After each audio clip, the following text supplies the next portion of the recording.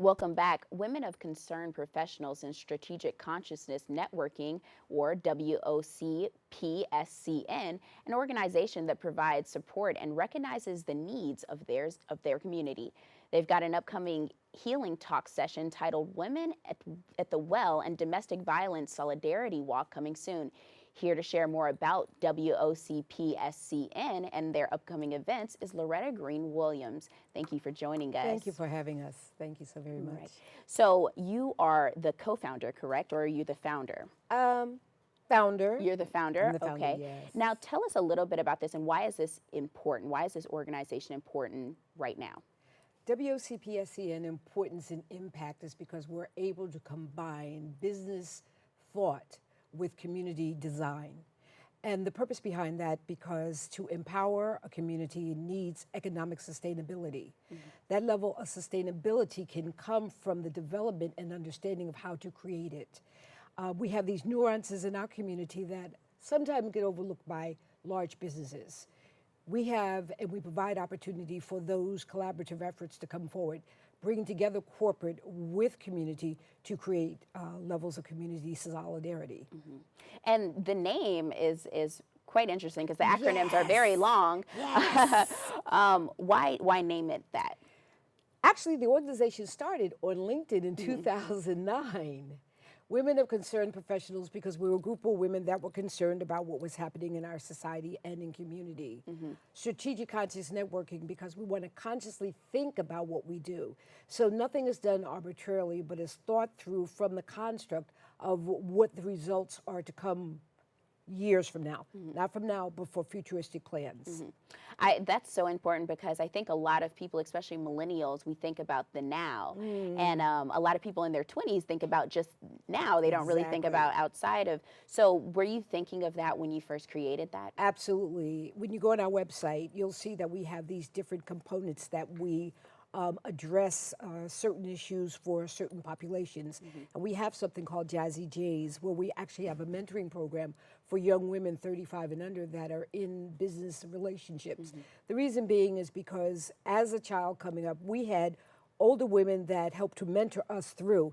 And I'm noticing that mentoring relationship has lost its way. So we're bringing that back. And can you talk a little bit about your personal experiences and why you came up with this? Well, the walk, Walking in Silence for the Silence, Domestic Violence Solidarity Walk, started in 2013 in California, and it was my cry in response to the loss of my daughter. She died 2001 of domestic violence. Her boyfriend shot her in the heart, and she died 35 minutes after that. And there was no place to take this pain. There was no place to develop it. There was no place to release it. It took me a while to create something, but through the organization, I spoke with the ladies. I said, we need to do something. I need to do something because every year when she tried to walk away from this relationship, it embodies my body and I can't release it. What can I do? Thus the walk. The reason why it's 8 o'clock in the morning, because statistics shows that first thing in the morning is when women have more accessibility of leaving their environment. Now, why is that?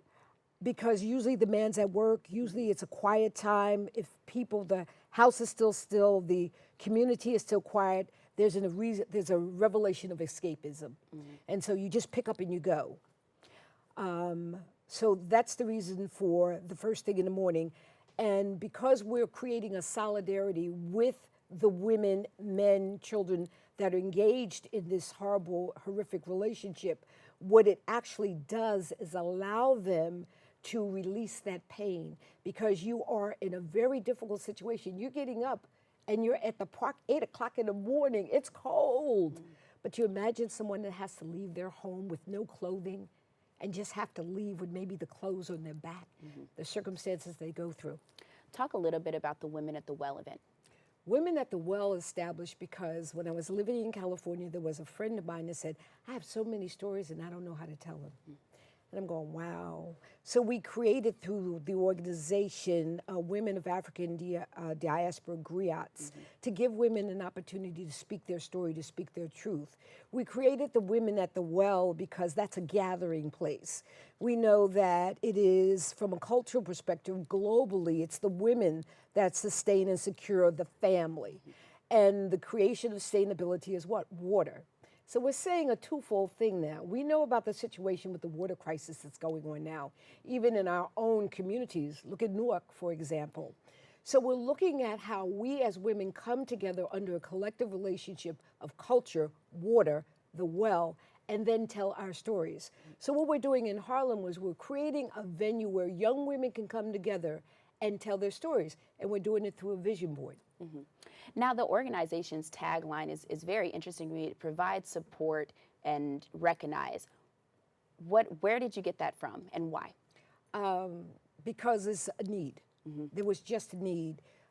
There are so many in the community that's doing these due diligence. They're doing this hard work, but nobody is giving them the response that they need, the support that they need.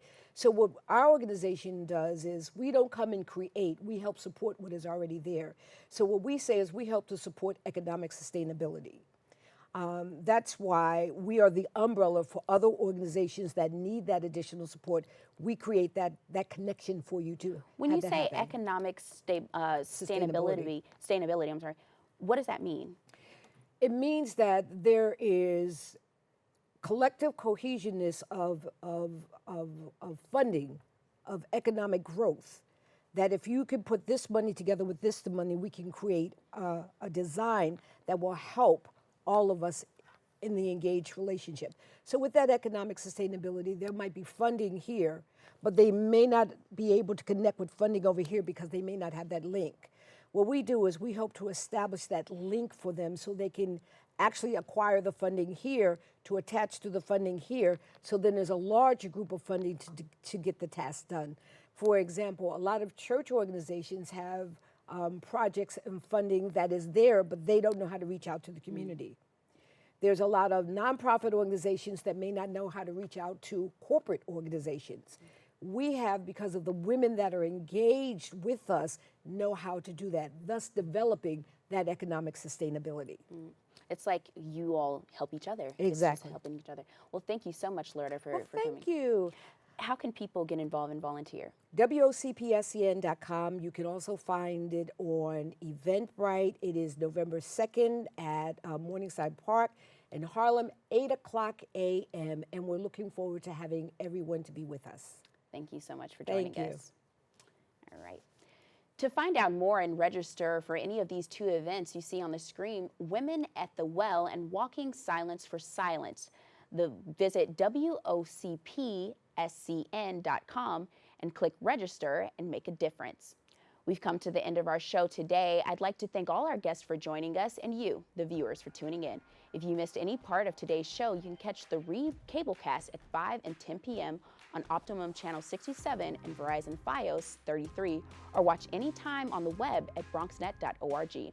That wraps it up for us here on the set of Open. I'm Dorissa White. Make sure to keep this channel wide open and take care and stay positive.